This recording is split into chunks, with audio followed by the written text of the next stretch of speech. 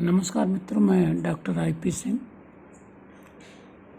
अपने YouTube channel पर पढ़ने वाले कुछ बच्चों के आग्रह पर महाराजा सूरजमल ब्रिज विश्वविद्यालय भरतपुर की वार्षिक परीक्षा 2023 के लिए BA part second Hindi literature के पाठ्यक्रम के फर्स्ट पेपर प्रथम प्रश्न पत्र की तैयारी कैसे करें इसकी गाइडलाइन दे रहा हूँ।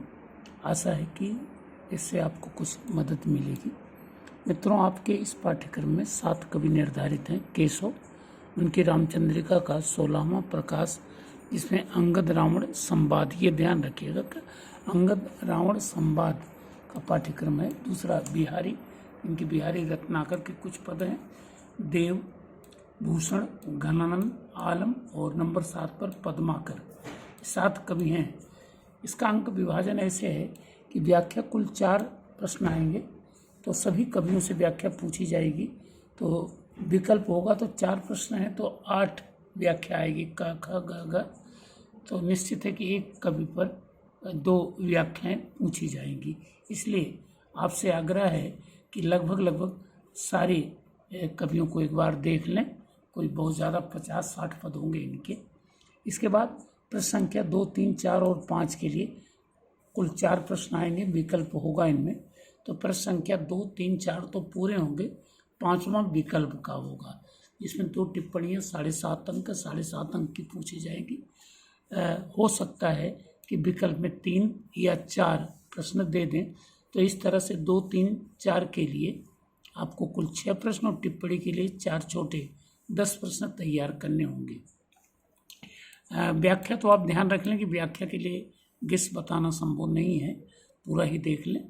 हाँ, जो मेन प्रश्न संख्या 2, 3, 4 और 5 है उसके लिए मेरे विचार से 10 प्रश्न कुल बनते हैं। पिछले साल का प्रश्न पत्र मुझे नहीं मिला है, अगर वो मिल जाता तो 2-3 क्वेश्चन कुछ कम हो सकते थे, लेकिन फिर भी आपसे आग्रह है कि सारे ही क्वेश्चन देख लें। इसमें पहला प्रश्न है, केशव को कठिन काव्य का प्रेत कहना कितना संगत है, सोदाहरण स्पष्ट करें। इसी को हृदयहीन कवि भी पूछा जा सकता है कि क्या केशव हृदयहीन कवि हैं। उत्तर ध्यान रखें सकारात्मक होगा, नहीं। क्या उनकी परिस्थितियां थी कि उन्होंने थोड़ा संवेदन शून्य होकर के लिखा है। दूसरा, केशवदास की संवाद योजना पर प्रकाश डालें।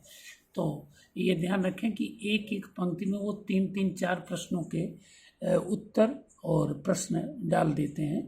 अंगद रावण संवाद इसका सबसे बढ़िया उदाहरण है, तो थोड़ा सा इस पर तैयारी कर लें। तीसरा है, सोदाहरण स्पष्ट करें कि बिहारी ने गागर में सागर भरा है, अथवा यही प्रश्न घूम करके आ सकता है। सतसैया के दोहरे जो नाभक के तीर, देखन में छोटे लगे घाव करें गंभीर। तो इस कथन को सोदाहरण स्पष्ट करें, तो देख लीजिएगा। अगला है, बिहारी सतसई को नीति, भक्ति और श्रृंगार की त्रिवेणी कहना क्या संगत है, सोदाहरण स्पष्ट करें। तो उत्तर होगा हाँ, संगत है, और इसको भी तैयार कर लेंगे। 5वां प्रश्न है, रीतकालीन कवियों में बिहारी का स्थान निर्धारित करें। तो मित्रों, ये ऐसे तैयार करना है कि रीतकाल की 3 धाराएं हैं, रीति सिद्ध, रीति मुक्त और रीतिबद्ध। तो बिहारी जो हैं वो रीति सिद्ध कवियों में आते हैं। उन्होंने कहीं भी अलंकार, रसचंद्र अलंकार के लक्षण रख ग्रंथ का सृजन नहीं किया है, लेकिन उनके जो 713 दोहे हैं वे रीतकालीन मान्यताओं की कसौटी पर खरे उतरते हैं, इसलिए एक इनकी अलग पहचान स्थापित है। अगला है, रीतकाल में देव का आचार्य के रूप में स्थान निर्धारित करें। तो देव जो हैं वो रीतिकाल में लक्षण लक्ष्य ग्रंथ के रचनाकार के रूप में आते हैं, तो ये प्रश्न देख लीजिएगा। अगला है, भूषण वस्तुतः है राष्ट्रीय या जातीय चेतना के कवि हैं, सप्रमाण स्पष्ट करें। मित्रों, एक अर्थ में वो राष्ट्रीय कवि तो हैं, लेकिन उस समय राष्ट्र शब्द स्थापित नहीं था, इसलिए वो जातीय चेतना के कवि हैं, हिंदुत्व की पक्षधरता करते हैं, और छत्रसाल तथा शिवाजी दोनों के दरबारी कवि हैं, तो देख लीजिएगा। घनानंद को उन्मुक्त प्रेम का पपैया कहना कितना संगत है, अथवा ये प्रश्न ऐसे भी आ सकता है कि उनकी प्रेम की पीर पर प्रकाश डालें। अगला है, रीति मुक्त कवियों में आलम का स्थान निर्धारित करें। तो ध्यान रखें, रीतिकाल के 3 विशेष कवि हैं, घनानंद, बोधा, आलम और ठाकुर। घनानंद, बोधा, आलम और ठाकुर, ये 4 हो जाएंगे। तो थोड़ा सा इनके जो रोमांटिक दृष्टिकोण है उस पर आप टिप्पणी तैयार कर लें। अंतिम है, पद्माकर की कविता को नीति, भक्ति और वैराग की त्रिवेणी कहना कितना संगत है।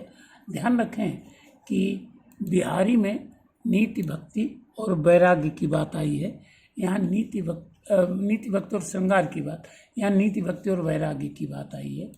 इसके अलावा मित्र, टिप्पणी के लिए मैं आपसे एक आग्रह करूँगा कि चूँकि ये रीतिकाल का प्रश्न पत्र है विक्रमी संवत 1600 से 1900 तक, तो ध्यान रखें कि रीतिकाल पर स्वतंत्र प्रश्न आ सकते हैं।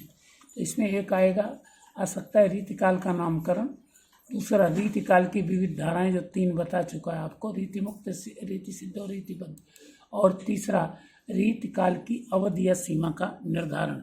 ध्यान रखें 6 प्रश्न मेन आएंगे, तो पिछले साल के जो प्रश्न आए हुए हैं वो अगर इनमें सम्मिलित हैं तो उन्हें आप टिप्पणी के रूप में मान लेंगे।